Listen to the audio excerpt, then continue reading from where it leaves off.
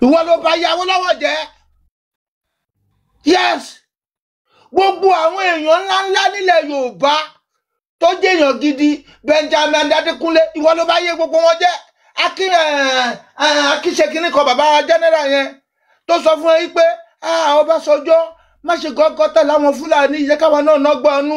Ṣé ló lọ sọ fún àwọn Fúlàní? Ó wá pé oníkó sọ̀kọ́tọ̀ sọ fún ẹ lójú gbogbo wọn. Wọ́n dẹ̀ dismiss ẹ lójú ẹ, wọ́n bá yẹ jẹ́. Ìwọ ló bá yẹ jẹ́. Akínmọ̀ọ́nì àbí akínkínní kan ni bàbá yẹn jẹ́. Ọbásanjọ́ ṣọ́ọ̀rẹ́ a máa fi ẹ̀jẹ̀ bábíkì ní ò lẹ́nu ọ̀rọ̀ nílẹ̀ Yorùbá o.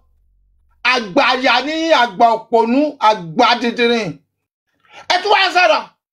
Ẹ̀yin tún tàwa fún Fúlàní. A máa báyé Fúlàní jẹ́, a máa báyé yìí náà jẹ́. Ayé Fúlàní ti bàjẹ́ rẹ̀ ní sí. Àbọ̀ orí bá ṣe ń lọ. Ṣé wọ́n lè ṣe nǹkan tó ń lọ yìí? Ṣé ó lè ṣe nǹkan tó ń lọ yìí? 3-time president useless. 3-time president wasted. Ẹ tún wá tún sọ̀rọ̀. Ẹ dákẹ́ o, bàbá dákẹ́ o, dákẹ́ ààrẹ, a máa fi ẹ̀jẹ̀ bábíkì gbẹ̀yìn níṣẹ́. Wàláì. Kò jẹ́ kúrú àgbà tí yín wà láyé mọ́ náà. Ẹgbẹ́ òṣìkà ní ìnà àtẹgbẹ̀yìn lé. Ẹ ń tà wá fáwọn Fúlàní, bẹ́ẹ̀ ń tà wá Fúlàní. Mi tẹ̀ fẹ́ sọ̀rọ̀ àwọn Yíbò. Àwọn èèyàn ṣe threat fún wa. Má bínú. Wo bàbá, go and sit down, Mr. Ọbásanjọ́. Ìwọ ń sọ̀rọ̀, irú ẹ̀ ń sọ̀rọ̀. Ó yẹ kí tuntun mú ju ẹsẹ̀ wọn ni. Yẹ ẹsẹ̀ wọn ló yẹ kó kú sí. Tinubu ju Ọbásanjọ́ sẹ́wọ̀n fún wa. Kó wà bẹ́ẹ̀ 6 years kó tó lọ á ti kú síbẹ̀. Jù sẹ́wọ̀n, àfẹ́ kó máa sọ̀rọ̀ mọ́. Jù sínú cage, mọ́ kí ni. He's a gorilla man. He belongs to the cage. Bàbá cage ẹ̀, ìsọkísọ ẹ̀ ti tó. Ó dàgbà títí ó bá yé wa jẹ́ ni kò sí kan tó ṣe fún wa. Ìwọ ló pawó lọ́wọ́, ìwọ ló pa west, ìwọ ló pa free education, ìwọ ló pa everything, ìwọ ló pa Oòduà management, ìwọ ló pa Oòduà business, ìwọ ló pa everything fún wa. Ìwọ ló ta gbogbo kọta nílẹ̀ Yorùbá, ìwọ ló join gbogbo àpapọ̀ tó kọ fún Fúlàní. Ó tún sọ̀rọ̀. You are the genesis of the problem. Tinubu jọba sọjọ́ sínú cage. Gorilla belong to the cage. Kò yẹ kó wà láàrin èèyàn. Is a gorilla man. Sọ sínú sùn fún wa. Ká ló máa wò ó. Ó sọ yìí mo dúró náà. Up Oòduà nation, up Oòduà nation, up Oòduà nation. Ọbásanjọ́ ní bẹ́ẹ̀ ni òdodo ni àwọn èèyàn sọ o, ìyà ń jẹ wá gidi tí èṣe ti kékeré. Ìyà sílẹ̀, wọ́n ló dá ìyà sílẹ̀ fún wa. Bàbá yìí ló dá ìyà sílẹ̀ fún wa. Gbogbo òṣìṣẹ́ tó ń ṣiṣẹ́ London Ọbásanjọ́ fan. Nigeria government ló sanwó òṣìṣẹ́. Nigeria government ló san gbowó òṣìṣẹ́ Ọbásanjọ́.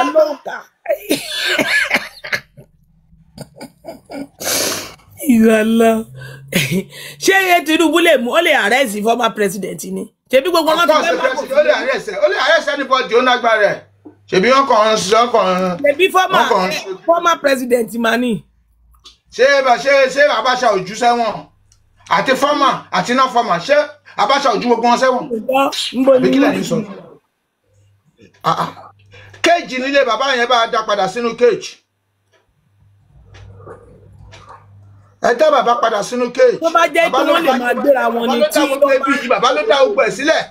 Bàbá ló nígbà táwọn Awólọ́wọ̀ tó ń túlẹ̀ Yorùbá ṣe, bàbá ló dá gbogbo ẹ̀rú tó gbéjọba fún Ṣàgàrí. Tó sọ pé òun fún wa ní Operation Free the Nation, tó yẹ pé òun ló ní farm. Gbogbo òṣìṣẹ́ tó wà ń bẹ̀, federal government ló ń sanwó ẹ̀. Bàbá yìí ló ta àwọn fáwọn Fúlàní tí gbogbo ilé ayé fi dàrú. Àwọn Fúlàní ilẹ̀ ló ṣe ń support dọ́là, kò láìkí wa, ẹ sọ oore tó bá sọjọ́ ṣe fún wa rí. MTN, ṣé oore MTN ni? Ṣé ọ̀fẹ́ là ń lò ní? Tí wọ́n bá ṣe, MTN ti wà ń bẹ̀ láti 1971. Yes. Muritàlá fẹ́ ṣe fún wa. Ṣé system tí Muritàlá tẹ̀lé, tí Muritàlá gbé sílẹ̀ fóun, ṣóun lòun tẹ̀lé, ṣe bá wà láyé ojú wa ló ṣe. Nígbà tí Muritàlá gbàjọba, that is only leader ta ní tó yẹ pé ó dá láyé táwọn èèyàn àwọn many people mọ̀. Ó kàn tó oṣù mẹ́fà ló ṣe, ó wà effective. Kéèyàn ṣèjọba oṣù mẹ́fà kó sì máa ròyìn ẹ̀dì sí yín. Ẹ ṣe ẹ̀rí pé ó ṣe wọ́n dà. Ó control everything. Tọ́pá báyìí tó gbé bàbá Ọbásanjọ́ yìí só ba gbogbo ẹ̀jẹ̀ ni. Bàbá yìí ba gbogbo ẹ̀jẹ̀, kò ní brain, kò nọ́pọlọ. Askisa, ẹ mọ̀ kó tó ń jẹ́ askisa, ẹni tó máa ń làdí, ó ń làdí. Bàbá yìí làdí àwọn Fúlàní darúgbó ni. ó sì tún làdí àwọn Fúlàní lọ ìgbà tó fẹ́ gbàjọba lọ́wọ́ ẹgbà tó fẹ́ wọlé ní 1999 tó lọ bá Babangida pé kó jẹ́ kóun ṣebí Kálù sọ fún wa ṣe ló ń dọ̀bálẹ̀ báyìí fún Babangida ó ń dọ̀bálẹ̀ ìyẹn ló ń dọ̀bálẹ̀ nínú bedroom ẹ̀ báyìí mo wá bèèrè lọ́wọ́ Kálù ìwọ bàbá kí ni wọ́n ṣe ní bedroom Babangida ń dòwò náà ni àbí kí lọkùnrin ṣe bedroom ọkùnrin.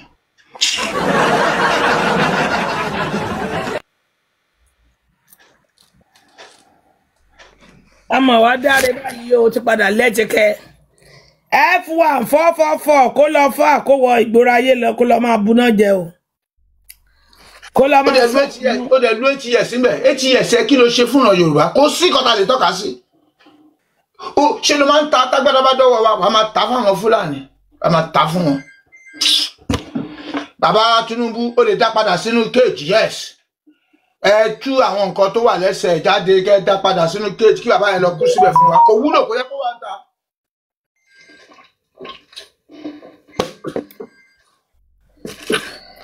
tó bá jẹ́ wípé ní Nàìjíríà ẹ jẹ́ ká double tap tó bá jẹ́ pé ní Nàìjíríà tí president kan bá kúrò ní orí oyè àbí gómìnà tí ò bá ṣe ohun tó yẹ kó ṣe tó bá jẹ́ pé orí ọ̀fẹ́ wà fún láti lọ kú sẹ́wọ̀n ìyẹn ní bá dáa jù. Ó wà ń bẹ́ẹ̀ wọ́n kàn ń ṣe favour fúnra wọn nìyàn. Sarkozy president of France ṣé wọ́n ti sẹ́tẹ̀sẹ̀ sẹ́wọ̀n ta ló wà nílé ayé tó ga jù lọ. Is there any president bigger than law? Is there any immunity in a nation that is bigger than law? Tell us. Anybody in a nation that's bigger than law? That's bigger than constitution? We are under constitution, everybody.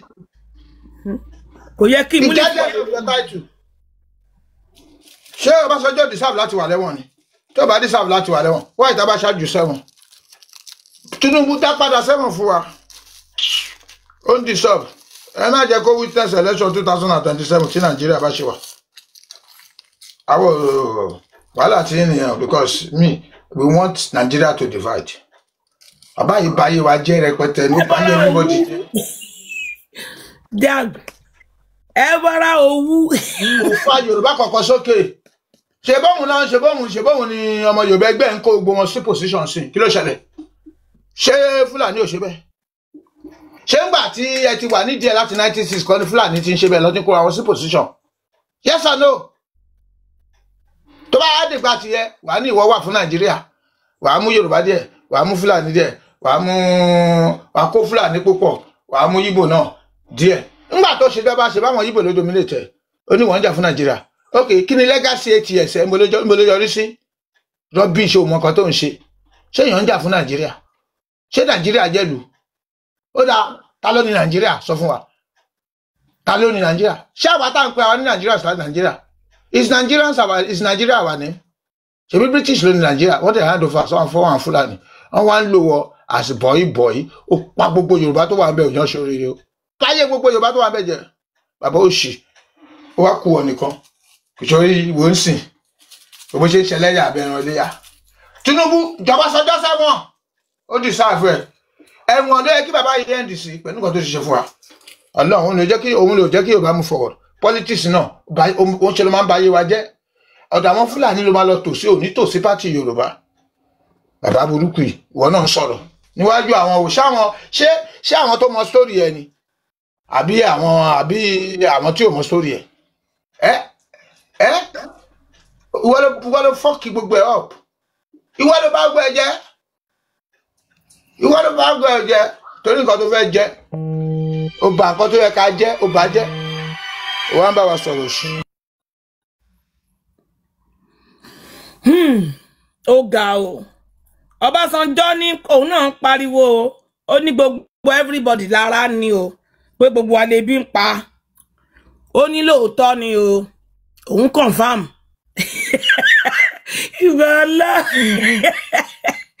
ìwàlá wàṣálùwà o ó ní lóòótọ́ lè bí ń pa wá òun confam o ó ní wọ́n ní kílì ó ní pípa ń kọ́ pípáyínpáyín kọ́ ó ní bẹ́ẹ̀ ni pípáyínpáyín ó ní ó lékè nkà kò ló ń kà ọ̀kántébù ni ó ní òun confam pé pípáyín pọ̀ pé gbogbo èèyàn ní ara ní o everybody kálukú ń sá kíjokíjo kiri ni o. So wọ́n interview ẹ̀ ní inú ìròyìn, ibẹ̀ ló ti gbóhùn sókè tó ti ń parí, tó ti ń sọ̀rọ̀. So ìyàlẹ́nu ló ń jẹ́ fún mi ńgbà tá a tún gbọ́ tí Ọbásanjọ́ náà tún sọ pé everybody ni n tó wà lẹ̀ yìí ló ṣe kí ni ló kàn o. Ọbásanjọ́ ló create gbogbo ẹ̀. Yes, òun ni náà. Olóba gbọ́ ẹ̀jẹ̀ ní 1979.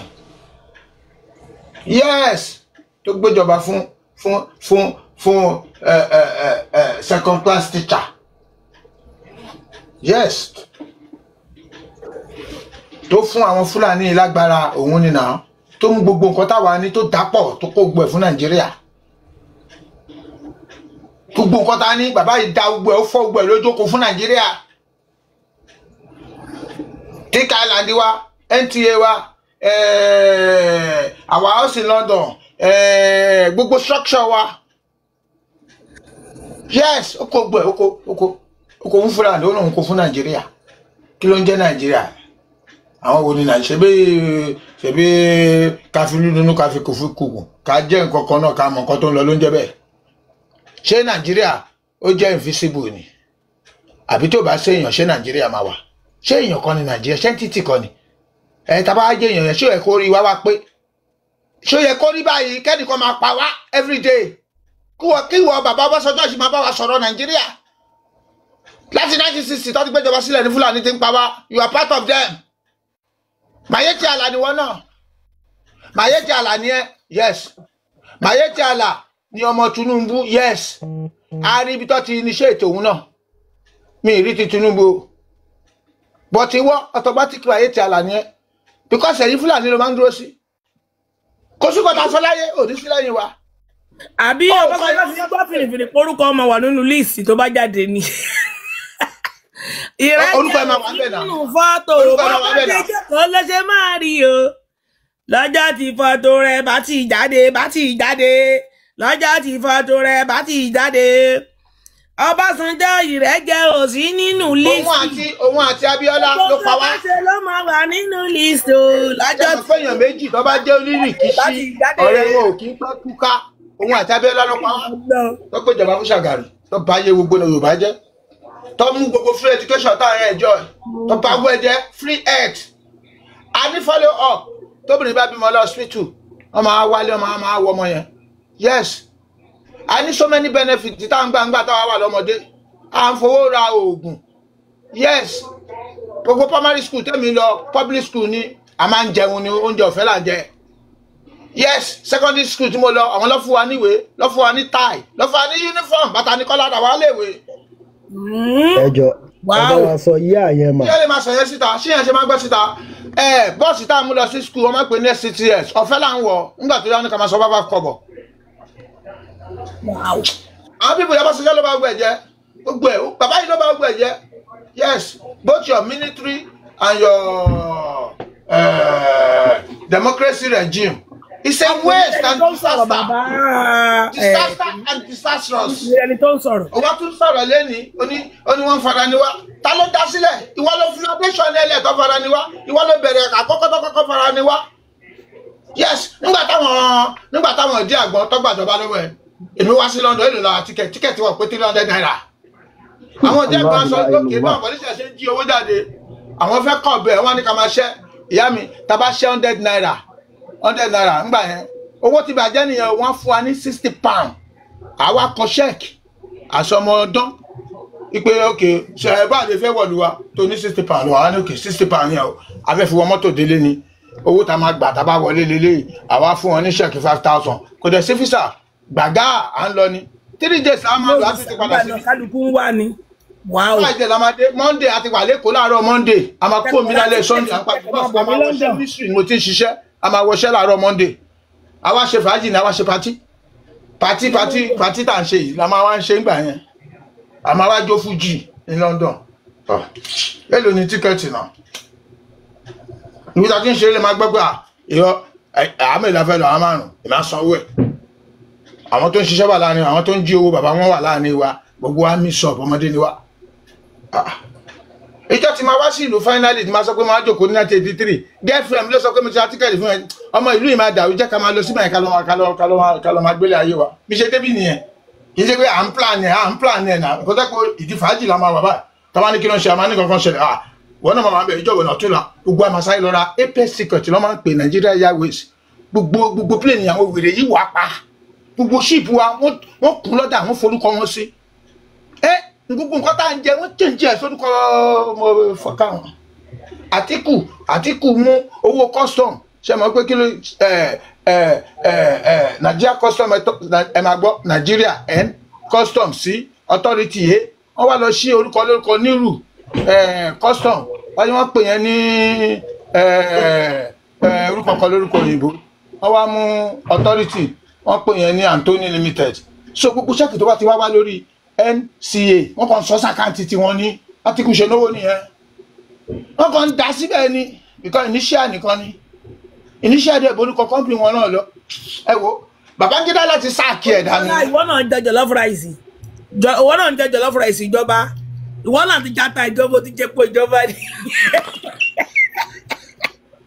tó bá dé every Saturday àwọn wọléwọlé tó ń pè ní takasu bí ìlú òyìnbó wọ́n máa fọ́ kọ́tà ìwọ náà ti jata ìjọba ó jẹ pé ìjọba ni. gbogbo kọ́tà wa máa mọ́ bà tó ń jẹ́ yín bá jábọ́ sínú kọ́tà nígbà tí mo sọ yẹ ẹ́ mú padà ẹ jẹ́ àwa fi exercise book a fi ṣe ọkọ̀ a máa gbé sínú kọ́tà báyìí gbogbo ẹ̀ máa lé tó bá kọ́kọ́ ẹ wò wọ́n ti balẹ̀ ayé jẹ́ agbájújì lóyìnbó lọ́nà ìlú òyìnbó kẹ̀ àárọ̀ báyìí lẹ́kọ̀ọ́ ẹ máa rí àwọn káńsù wọn máa kólẹ̀ wọ́n máa kó gbogbo máa fọ́ títì kẹ́fíkẹ́bọ̀dì tó bẹ̀rẹ̀ iṣẹ́ ẹ bá ba gbogbo ẹ̀jẹ̀ bá sọ wá di ẹrú àwádìí ẹni tó ń rùn ẹ sọ everybody tó lóòrùn nínú tó náà bá tó níjòyè àwa máa kí fún yín o ẹ gbà bẹ́ẹ̀ we have nothing to lose èmi ò bẹ̀rù gbọ́ngàn ìbẹ̀rù ló padà dé ló nídìí láti bẹ̀rù mọ́ kí ẹ bẹ̀rù. ẹ̀yin tèkó gbọ́ngàn lẹ sọ̀rọ̀ lẹ́nu yìí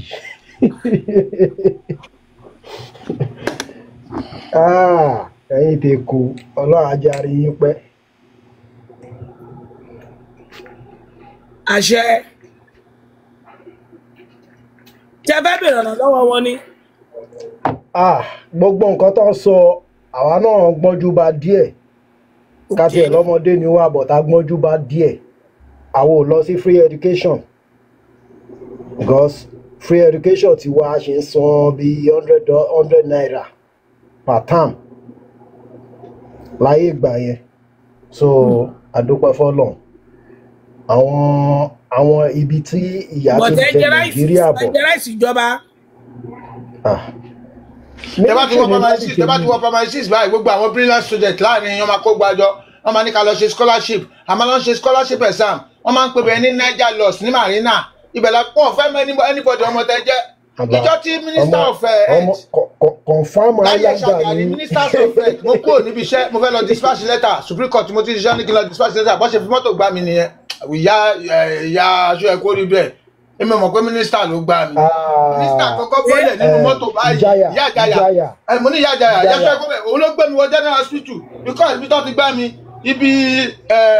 ibi TBS yẹn ni ó dàbí 3 minutes walk sí general mínísítà yẹn ló gbé mi débẹ̀ Ọlọ́run tún wá kí mi ní 3 days mo wà lọ́sítù bẹ́ẹ̀ nígbà tí mo ń lọ tẹ́wá ní oògùn tó kó fún mi báàgì méjì ni mo fi gbé dé tẹ́wá dé gbogbo ilé wa oògùn máa ń kú gbogbo bẹ́ẹ̀ ni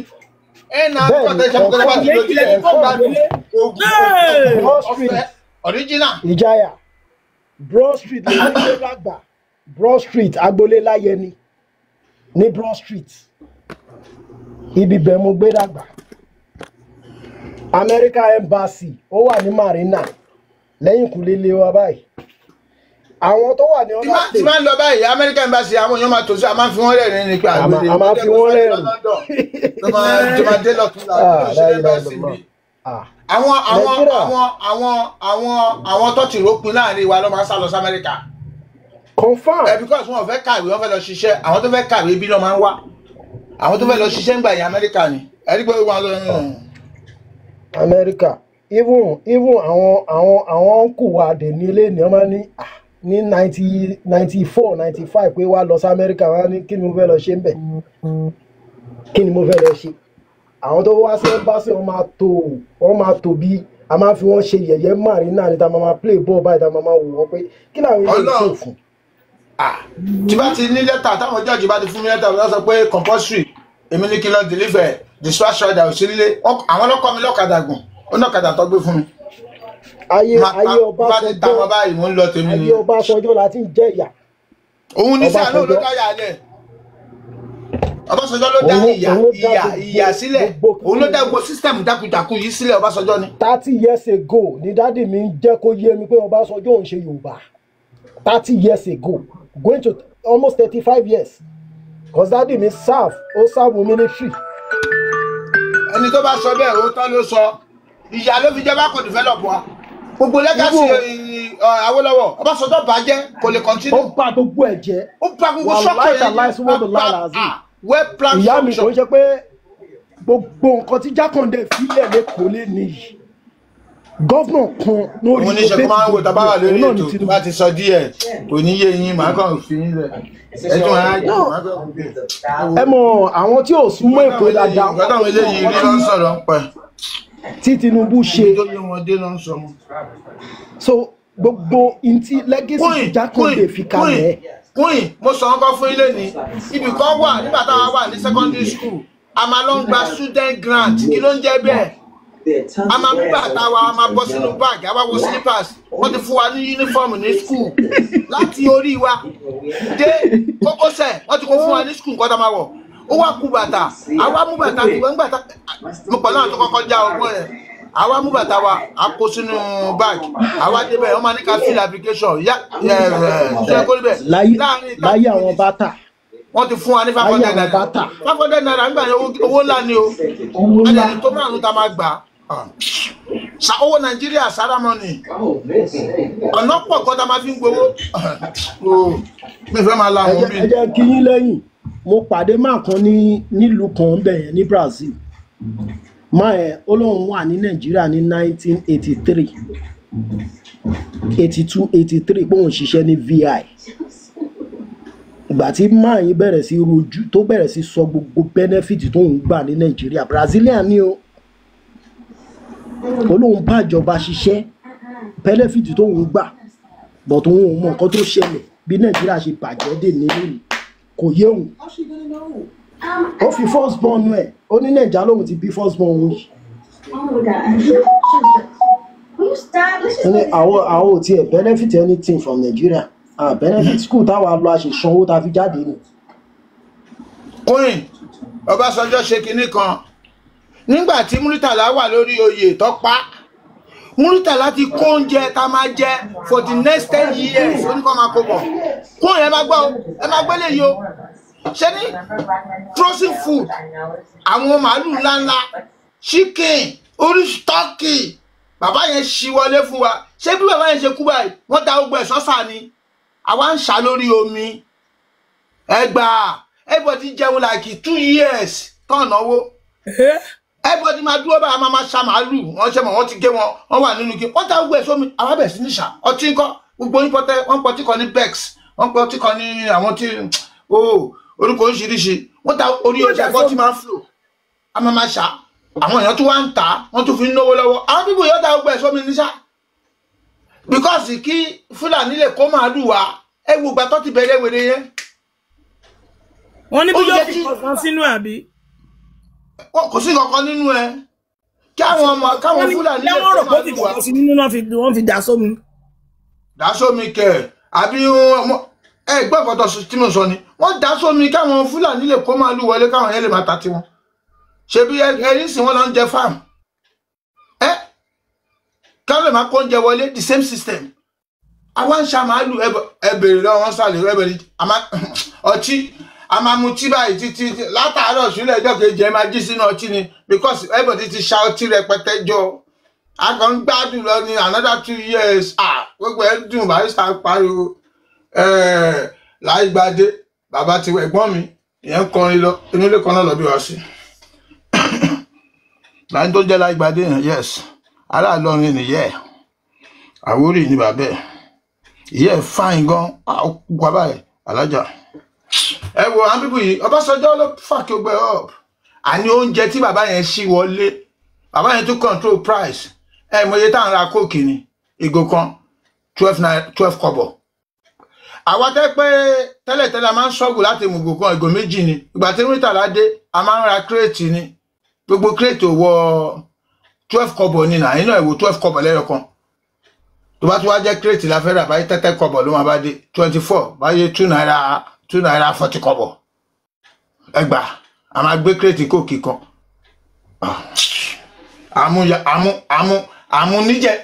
àmú níjẹ̀díjẹ̀dí kóòkì la máa mu àmú omi Uncle Benz la máa ń jẹ gbogbo àwọn aráàlú òṣì tó ń kó sórí títì sìn lẹ́yìn ọ̀fadà Uncle Benz everybody ń jẹ ó ṣìpù gan Uncle Benz tó ti dowó ńlá yẹn sìn wọ́n ṣì wọlé fún wa ní àjẹyàmà. kí ni Uncle Benz Uncle Benz ṣì wà ṣá. Uncle Benz làwọn jẹ ń gbà yẹn gbogbo long grain àwọn kìnnì kan àròsọ ní kálukú ń jẹ ní ìsìn àròsọ kíbi tó bá tẹ̀ tó rárá. ìpọ́tẹ̀dì ni oúnjẹ yapa sílùú àjẹyàmà bọ́ǹfìtà ń kọ́ tẹ bá síkì báyìí tó bá sọ pé ẹ síkì lásán tẹ bá nìkan tó máa kó wa bọ́ǹfìtà oríṣiríṣi míìkì ẹyin máa wọ báyìí wọ́n tún ní àwọn nǹkan kan tẹ́ pé kò sí láyé mọ́ sí mi láwọn kìnnì wọn. Uncle Benz wà. èèyàn mélòó ló lè jẹ Uncle Benz.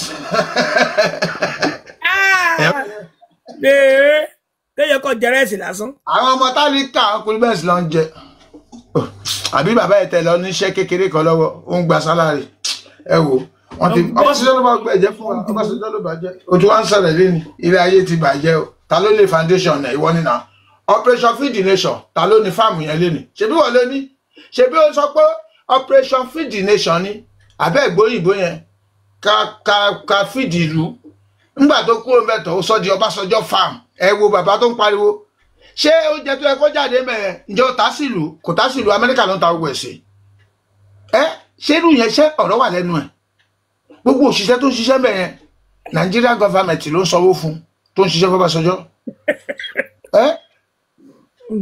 ṣé wọ́n kọ́ ló bá jẹ́ ni. ó kó àwọn èèyàn sí ibi sí fáàmù ẹ̀ federal government ló ń sanwó iṣẹ́ wọn. gbogbo bísínẹ́sì tó ní tó gba òṣìṣẹ́ sí federal government ló ń sanwó ẹ̀ Tinubu Buhari ló tàṣírí ẹ̀ ṣèbí yẹn ló fi lòun pẹ̀lú Buhari fi ń jà ńgbà tó wà bẹ́ẹ̀ ìyẹn ní wáyé pé federal government ló sọ gbogbo òṣìṣẹ́ private job tó ń ṣe ó dẹ̀ ní company throughout Nigeria ni o gbogbo state ló ti ní farm tó ti allocate fúnra ẹ̀ pẹ̀lú greediness. oúnjẹ ẹ̀rí kò ta oúnjẹ sí Nàìjíríà rárá. kò sí tààrà Amẹ́ríkà ló ń ta sóhun pẹ̀lú Jimmy Carter lọ́wọ́ in partnership gbogbo àwọn ọmọ ilé Jimmy Carter lọ gbé Ìyábọ̀ ilé Jimmy Carter ló ti lọ sùn. àṣẹmọ pé ńgbà tá a wà lọmọdé yẹn ojú kára wa gan ẹ mọ̀ àmọ́ bó ṣe ń lọ ń gbòòrò ọmọ Awólọ́wọ̀ bó ṣe ń ṣe ọmọ Abíọ́lá bó ṣe ń ṣe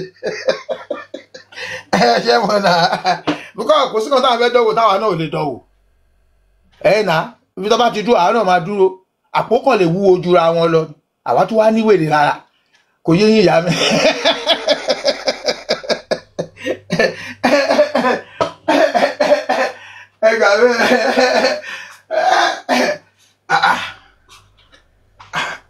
ẹgbà bẹ́ẹ̀ náà tó bá déwájú wẹ́sẹ̀ tó bá ná $1,000 èmi kan máa bùgá 200 ayé wà lágbo náà ni.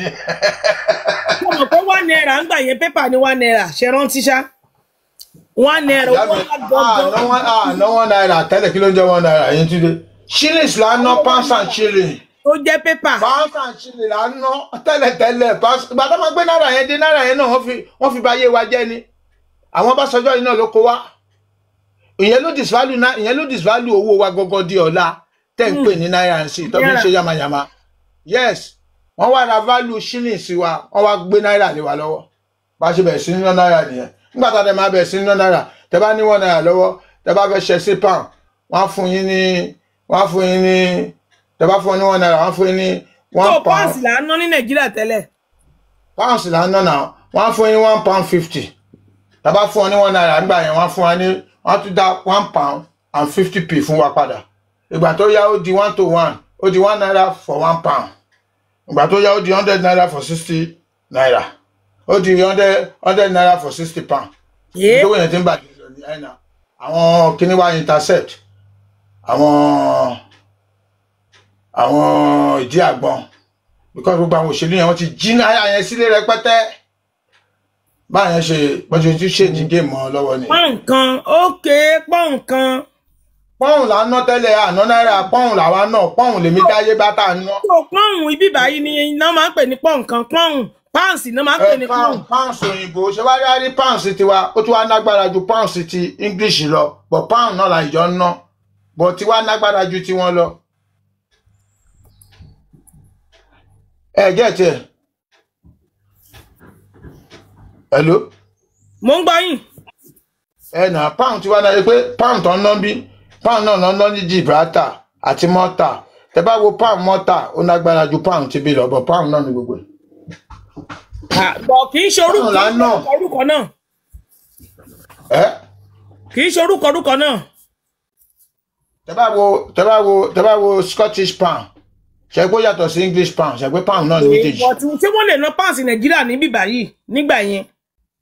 Ànáwó wá dájú tí wọ́n lọ kì í ṣe owó a máa ń kó wa wá bí ni àbí kí ni kí n sọ à ń ṣe owó ńgbà tá à ń ná pound yẹn. mo mọ̀ ṣé mo pé pounds náà ni mo ní ṣé wọ́n lè ná níbí ṣé wọ́n lè ná. àní wọ́n accept ẹ bí ṣé ẹ lè ná Scottish ní London ní ṣebí ẹ ná ṣé ẹ lè ná ti England náà ní Scottish ẹ ná a máa ń kó wá bí wá náà ni ìyá mi à kì í ṣe owó kò sí kan tó ń jẹ́ foreign exchange wọ́n ń gbà lọ́wọ́ wa pound náà ni kọ́lọ́kọ́ yàtọ̀ ó dẹ̀ nágbára ju ara wọn lọ but pound náà ni gbogbo ẹ̀. pound là ń ná pound and shilling là ń ná kò àwọn businessman wa kì í ṣe owó wọ́n máa ń kó wọn wá bí ara nǹkan tó fẹ́ rà ni wọ́n ń gbà lórí títì wọn everything bó ṣe ń gba tẹ́bá dẹ̀ dé Nàìjíríà náà tẹ́bá mú pound tí wọ́n náà wà wọ́n ń gbà kò sí kan tó ń jẹ́ à ń ṣe ìjì ẹ̀yẹn nínú kò sí ìgbà tó di náírà la bẹ̀rẹ̀ sí ní ṣe foreign exchange.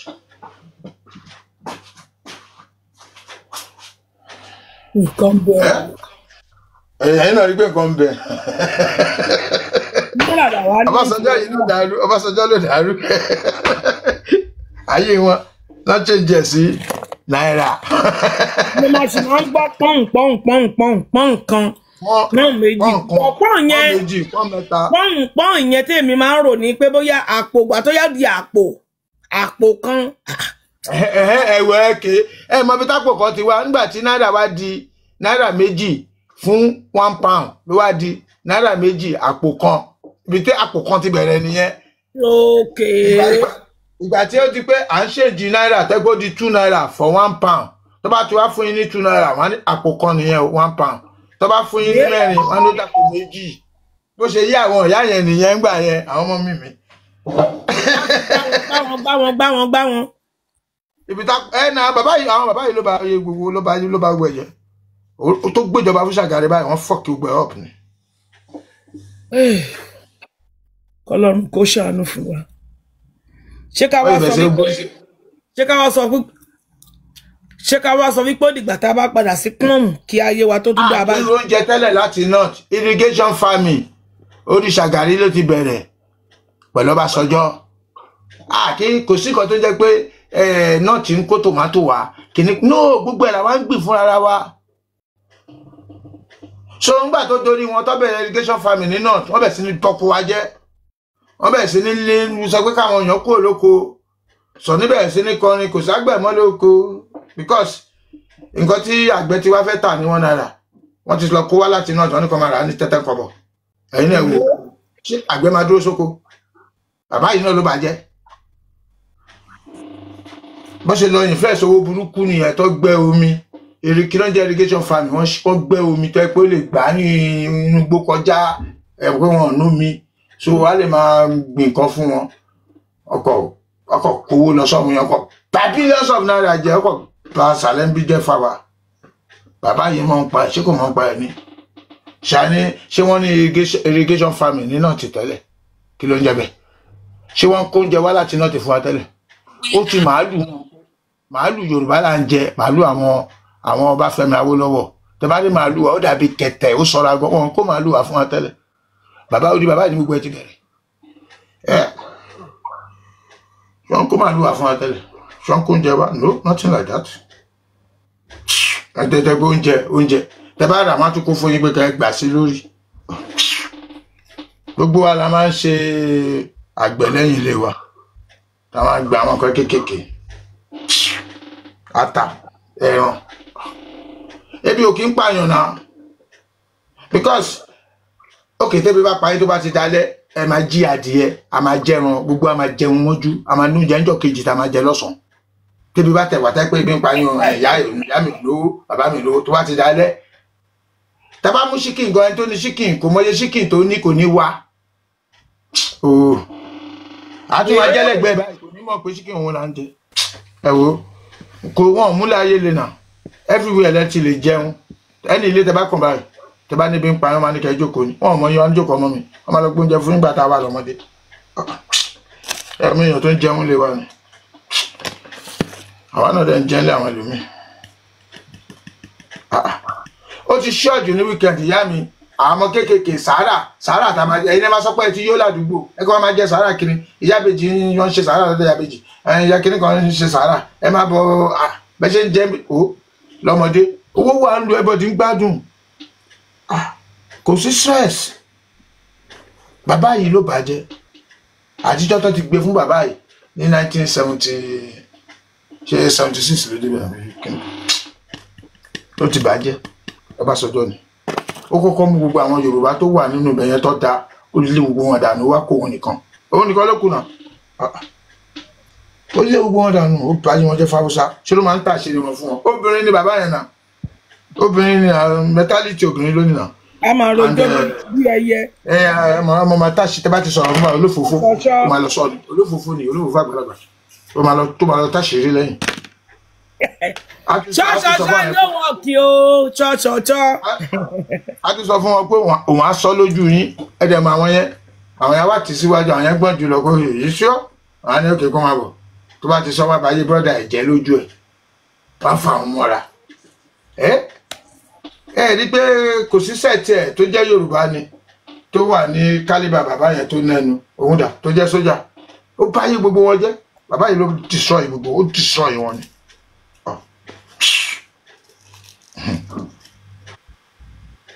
ìwà ń sọ fáwọn. ohun tí a bá ṣe lénìí ọ̀rọ̀ ìtàn ni yóò dà lọ́la ẹ dákun ẹ má gbingi oró ewé ń bọ̀ o. ìwé ń bọ̀ o ẹnìkan ní kámẹ́rà súnmọ́ mi kámẹ́rà ò súnmọ́ mi o look at my hand. ewé la wá sí náà ewé la jẹ́ sí gbà yẹn. ìwé òun náà sọ fún mi. ọwọ́ mi gùn ó ti. inú mi dẹ̀ dùn kó wà láyé ó jèrè iṣẹ́ ọwọ́ ẹ̀. kámẹ́rà jìnnà wà lọ́wọ́ bí mo ṣe ṣọwọ́. kò síkọ̀ tó jẹ́ pé wọ́n paná Nàìjíríà tẹ́lẹ̀ kò síkọ̀ tó jẹ́ bẹ́ẹ̀. ó ní kámẹ́rà súnmọ́ mi bẹ̀ ṣo fẹ́ wò mí dáadáa ni wàá sọ pé o fẹ́ wò mí pé. kò síkọ̀ tó ń gbà táwọn ọmọdé kò síkọ̀ tó jẹ́ pé wọ́n paná ní ẹ̀tẹ̀ nímọ̀ pé wọ́n paná. lápolówó àwọn ọmọ láàrin 20 minutes wọ́n ti mú dé padà tó bá ti fẹ́ paná wọ́n máa ju táwọn èèyàn tó lè bí ẹ̀ lọ wọ́n máa announce lórí rédíò fún wa wípé máa paná fún wọn náà wà ó ládùúgbò báyìí o sórí ìwọ tó bá fẹ́ ṣe nǹkan kó sáré ṣe ní time báyìí wọ́n máa announce iná tọkàn iná tí ó tọ́ wá di iná tẹ́ pé kò sí mọ́ yìí wọ́n máa announce fún wa a máa paná o Nàìjíríà wá di nǹkan tí ò sí náà ó ti dúró lóòrùn ó ti dúró tí ò sí káńsù mọ́ a máa ń kọ́ ní kọ́lọ́mọdé táwọn jí yàmùyàmù táwọn jí yàmùyàmù táwọn yàmùyàmù wọléwọlé àmì ọ̀tẹ̀rí yàmù wọléwọlé ń bọ̀ táwọn jí yàmùyàmù wọléwọlé. iṣẹ́ kí ló ń bọ̀ wá ṣe. wọ́n dẹ̀ máa jáwèé fún wọn máa dá kẹtẹ̀ wọ́n máa wọ níkà kó àwọn ọlọ́pàá wa tẹ́lẹ̀ wọ́n ń wọ trọ́sà níkà ló máa ń wọ̀ ṣe mọ̀ bẹ́ẹ̀ gbogbo ọlọ́pàá àti báyé bí àwọn kọ̀mándà wọn ló máa ń wọ trọ́sà gbà yẹn gbogbo ọlọ́pàá níkà ló máa ń wọ̀. aṣọ́gbó dẹ̀ wà kò sí ti ń jẹ́ aṣọ́gbó mọ́nì sí. wọ́n wọ trọ́sà yúnífọ̀mù ayé àtijọ́ yẹn ó dàjẹ́ ìtọ́ wọn sí i lọ. kàkí brown. wọ́n bá gbọ́ ẹ̀jẹ̀.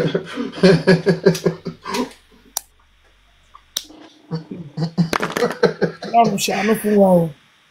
àwọn ọmọ òde òní wọn ò ní ẹjọ́ kankan láti rò wọn ò dẹ̀ ní ẹ̀bí kankan ẹ̀yin tẹ́ bá dá wọn lẹ́bi tó bá gbé yín ṣe pé wọ́n right tó bá bá yín sọ̀rọ̀ yamayama wọ́n right ẹ̀yin lè bá yé wọn jẹ́ ẹ̀yin lè tún àná ṣe tẹ́ni fi bàjẹ́ ẹ̀ lè ṣe wà láyé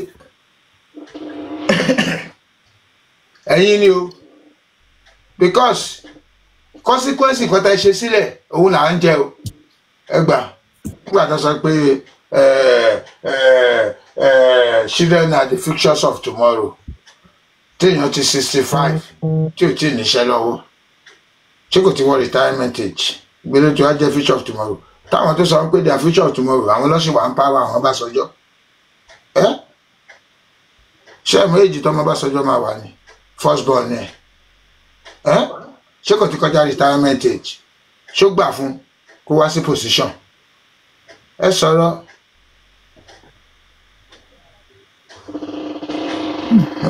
so oògùn orí bíbẹ́ kọ́ lóògùn orí fífọ́ ẹ̀yin tó máa ń kọ́ pé àwọn ọmọ yìí ń bá yé jẹ kìnnì kan ṣe gbádà ṣe ẹ máa ṣépè fún àwọn kéékèèké ẹ̀yin lẹ kọ́ sí orí yín lẹ ṣépè fún indirectly wọ́n pe kìnnì kan ní direct impact yes èyí tó wà nílẹ̀ yìí direct impact wá ní direct impact yín ni because emoji tó ìjọba ṣẹjọ́ méjì tó èjì mi ló kàn yes.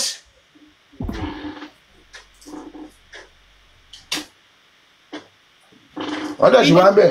nísàlẹ̀ odò táwọn wíjì táwọn. ẹ̀yin àgbàlagbà tẹ wà láyé lẹ́ni ẹ̀yin ni ilẹ̀ báyé jẹ́ iṣẹ́ àwọn ọmọ tó ń bọ̀ lẹ́yìn nǹkan tẹ kọ́ wọn ló ń ṣe tẹ bá kọ́ wọn dáadáa àbáni dáadáa burúkú lẹ kọ́ wọn náà àwọn ọmọ tó ẹ̀ fún ní fiction àwọn ọmọ tó kọ́ wọn ṣọ́ọ̀gù fílẹ̀ ayé wọn ni àwọn ọmọ tó benefit anything from the country tẹ́ẹ̀tù structure lé ayé wọn tó ọmọ ìgbésí ayé àwọn ọmọ táwọn náà bí lójú wọn ọmọ wọn ń jẹ̀yà àwọn ń jẹ̀yà lójú bàbá wọn tún jẹ̀yà ẹ̀yin jẹ̀lẹ̀ wà nídìí agbára ẹ wá ń sọ pé wọ́n balẹ̀ ayé jẹ́ ṣé Ọlọ́run ló make decision fúlù ni àbí president ẹ̀ẹ́dẹ̀ lórí kẹ́ ẹ ṣe nǹkan tó right ẹ bá fẹ́ yọ ìyà kúrò lọ́la ẹ yọ kúrò wàhálà ẹ kò máa make policy ni ó tán ẹ ṣáàdí Traoré bó ṣe ń yọ ìyà kúrò ẹ̀yin dẹ̀ sì fìyà ń jẹ wá Nàìjíríà ṣé Traoré ṣó lórí méjì ni àbí Ọlọ́run ló ń control Traoré tí ó control ẹ̀yin normal ẹ yà wèrè mo sọ yín mo dúró ìyá mi anybody can take the stage. ẹ ṣeun ẹ kú òun.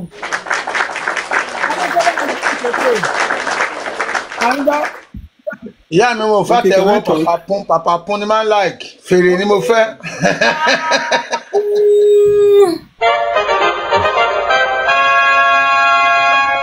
Okay. Can I talk?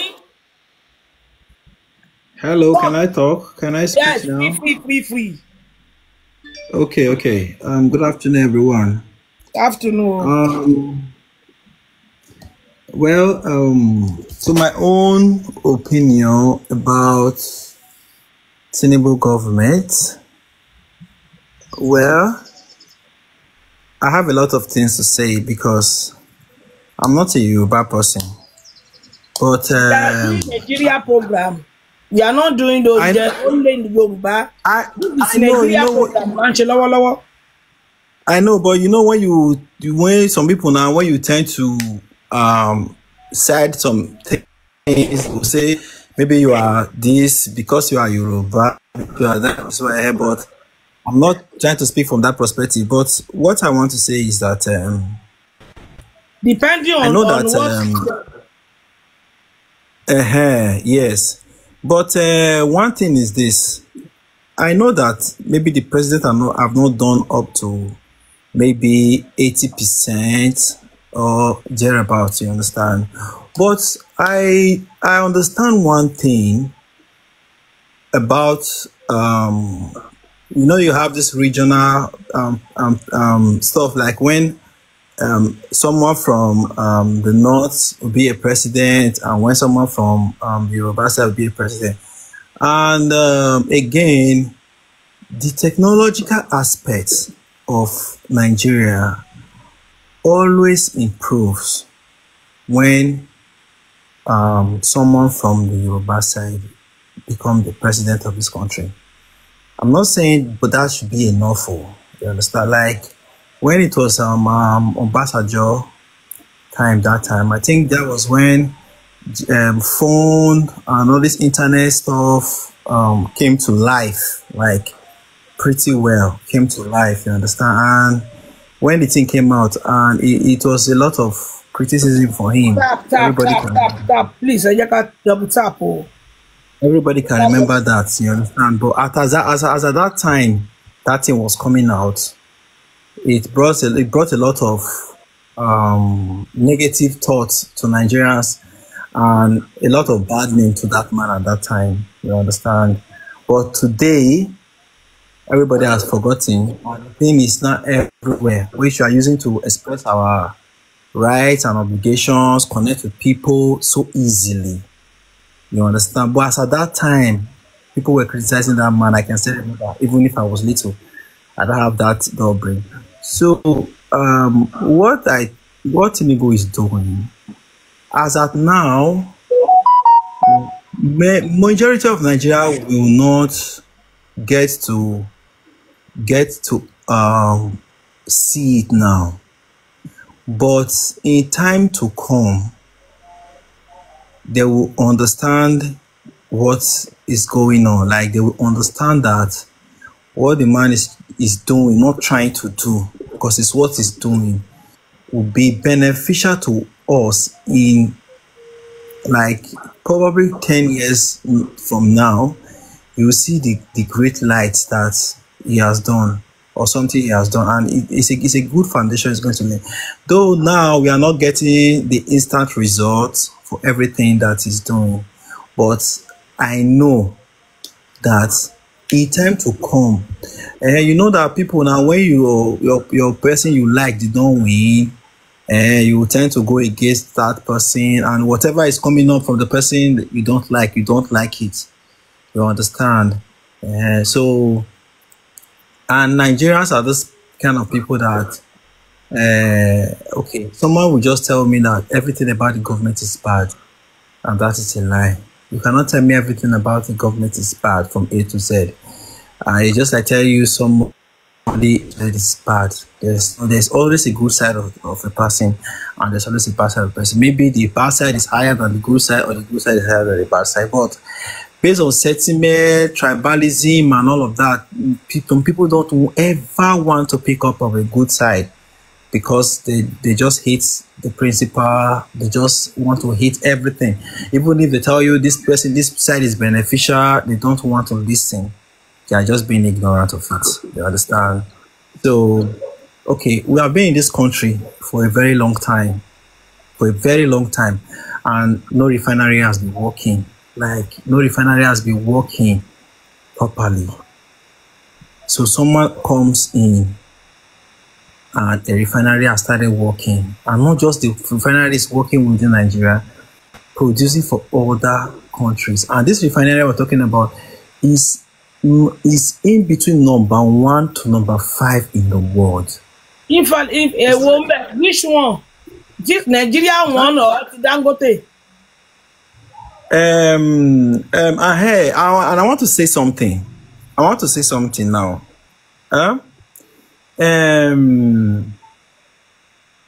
You know that government supposed... No, I'm just asking you. It is... Yes.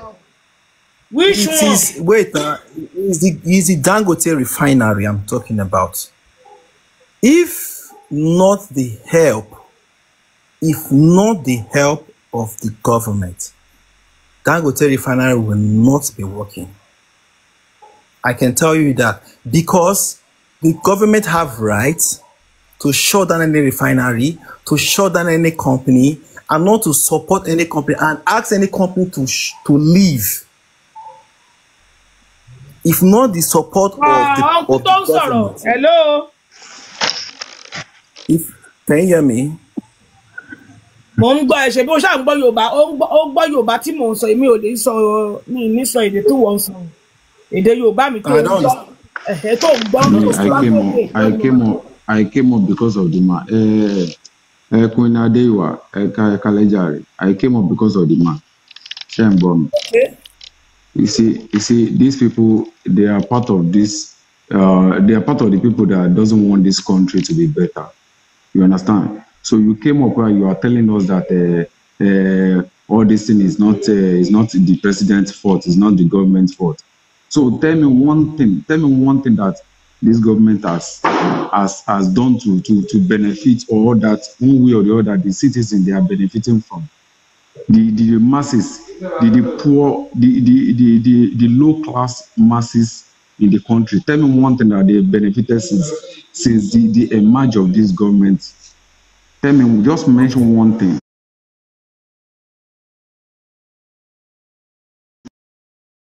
I want to let you understand something.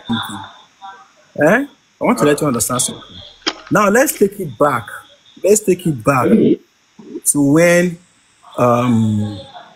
they introduced technology, phone, the social media. Then in Obasanjo time, how much was SIM card and how much was the phone?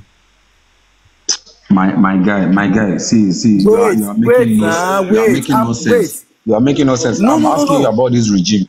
You are bringing me back to Obasanjo regime. I want to tell you something. Wait, nah. It's not. You are not making any sense here now. You are telling me about Obasanjo regime. Obasanjo brought GSM, he brought telephone, and we are still enjoying that same thing till now. What is that thing that this? That is what I'm. Okay, wait. Oh yeah, wait. Okay, wait. The first year GSM came to Nigeria, did you afford it? Did you buy it? The first year Obasanjo brought GSM to Nigeria, did you buy it? No, I did not buy it because it was expensive. Why did you not buy it at the first year? Was it not too expensive for you? Because it was expensive. That is what I'm telling you. That's okay. Now let me bring you back. Let me bring you back. No. See, I understand what you want. Let me explain something to you. Let me bring you back to that same Obasanjo. That is why I asked you. Hold on. You want to go through that route? No, wait. You want to go through that route? We are talking about Tinubu, and you are bringing Obasanjo to the picture now. Let me bring you back. Let me bring you back to that Obasanjo regime. He brought GSM that you and I were enjoying now, and he paid off all our credit. He paid off all our credit before he left that position. So right now, Tinubu left. Tinubu. So, but he's doing more damage. He's doing more damages than. Oga, let me tell you. Wait, listen. Wait, what he meant in the government now. Wait, let me tell you. Wait, let me tell you.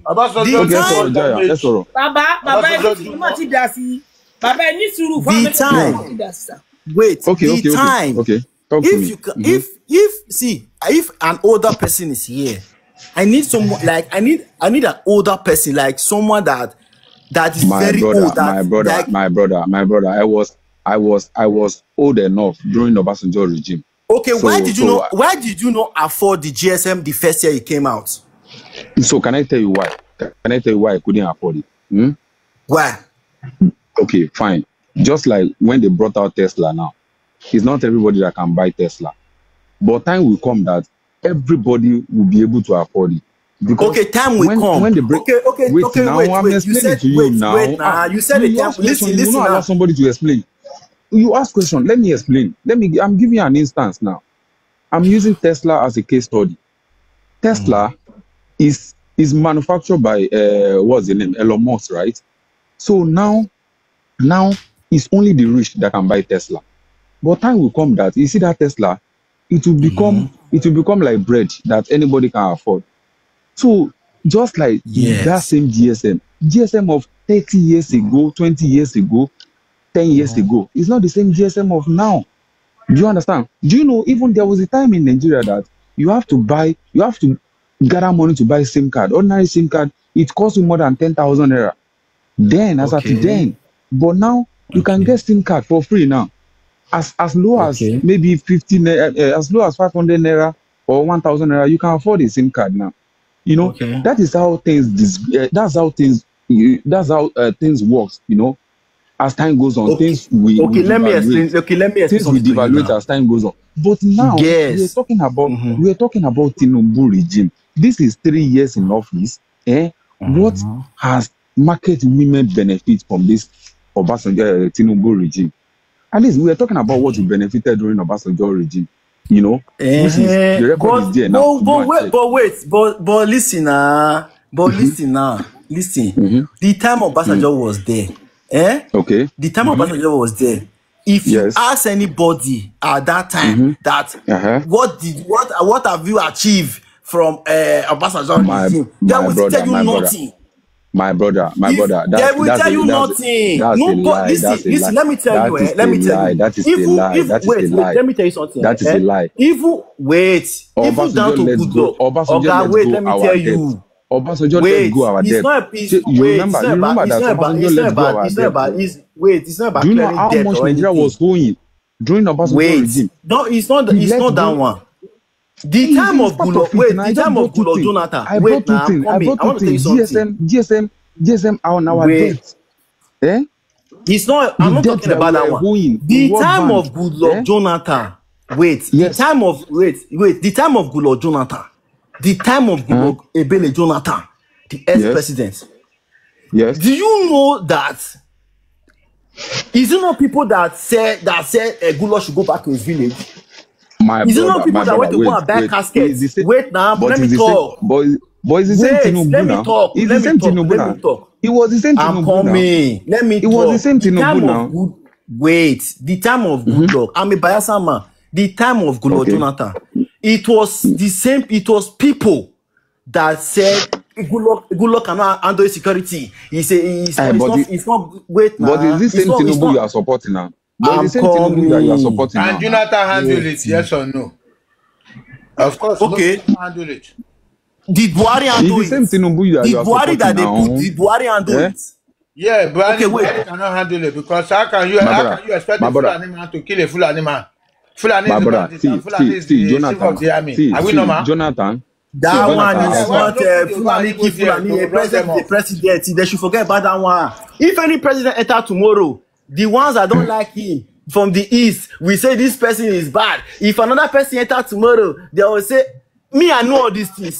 The time of Goodluck, they went to buy casket in the east and they wrap it with Nigeria flag and they buried it. And Nigeria is dead. And Nigeria is dead. It was Tinubu that started it. It's a It was lie. the one It's people from the he- east. It was people from the My east. brother, not people from the east. Don't From take the us to east. that route. I know what It's I'm not people saying. from the Well, east. It's people from the east that did what is it. the It's a lie.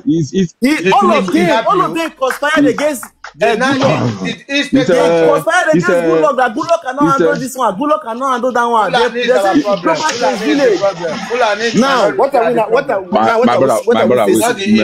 East done nothing. He's from the east. I know that. I know what they're from the capable east. of doing. He's from the Is east. Pastor They Adeboye from did the it. east? It's from the Is east. Pastor Adeboye? Is Pastor Adeboye from the east? Is Pastor Adeboye from the east? That one was a protest. That one was a protest. Many people It's the same went thing now. against. It's the same Many thing you people are went saying against Goodluck Jonathan. Okay, I know what I'm telling you now. Now East be Boko Haram. Eh? Not because Boko Haram, but the people that did not support him. Who be kidnappers? Now East be It was kidnappers. small. Who they disturb everybody? I was Now, even see. Let me tell you. Let me tell you. You have to go straight forward, please. Before, let me tell you something. Before, you are just digressing, my brother. Let's take. No, my brother, let's go back to that issue of Tinubu because that's what I'm interested. Are you Yoruba? Are you Yoruba? Are you Yoruba? Where are you from? Confirm one. I'm from Ogun State. I'm confirmed Yoruba man from Ogun State. So let's talk about that Tinubu. That's what brought me up because me, I don't want to hear where anybody will praise Tinubu. I will get it down with you. Tell me now. I want to tell you something now. So what is that good thing that Tinubu? The time that what is that good thing that Tinubu remove subsidy? I want to say something. The time that Goodluck Jonathan removed subsidy, what happened? Who stopped him from removing subsidy? He tried to remove subsidy, but who stopped him? Who stopped Jonathan? Is it not Nigerians? Is it not Nigerians? Not Nigeria. No. It's Nigerian people now. It was Tinubu that It's Nigerians that me and you. My brother. So now it's Nigeria, not Tinubu again. It's not Tinubu. It's now Nigeria. Right? Okay. Wait. Is it only Tinubu that single-handedly walked down to that place to do it? Is it not other with other Nigerians? But he led the protest. It doesn't matter who led the protest. Who followed? Did you forget to occupy Nigeria? Wait, who followed? Who lead the protest matter? Who lead the protest matter? Who followed? A protest does not have a leader. No. Who followed? My brother. You don't take who followed. You are a liar. They should not see. One thing I should tell you, even if it's an Igbo man, Obi won the election, or No. won Igbo man the cannot election. become a president of Nigeria because they are minority in 3 tribes. And I know. Wait. I'm just saying. And maybe things did not go as far. Maybe they started having bombing, having a clash, killing, and all those things like this. We are not supposed to be talking like this. What we have to be doing is to divide the nation. Divide the nation.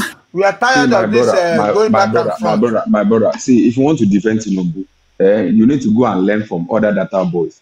You understand? Me, I believe that you are not mature enough to know how to manipulate people. You know, to be able to defend Tinubu, because I'm not listening for other data boys.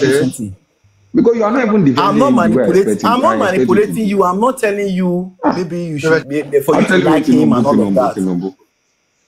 No, you don't understand. What I am trying to tell you. Okay, what has he done for the wasted 3 years now? What has he done for the wasted 3 years? Okay, wait. I want to ask you one question. Let me ask you one question now. Let me ask you one question now. If you are above 40 years, if you are let me ask you one question. Everybody that is here, and I want to ask you one question. Hold on, bro. If you are above 40 years, what has the government done for you? Wait now. Me, I'm not living in the country. Now. Do you know? I'm not living in the country. Wait, do you know Tinubu has borrowed more than? That's what you say. What have you done to the government as well? What have you done for the government? I'm giving that. I don't know. Collect it. Let me ask you. From my money. Let me ask you this. Can you listen?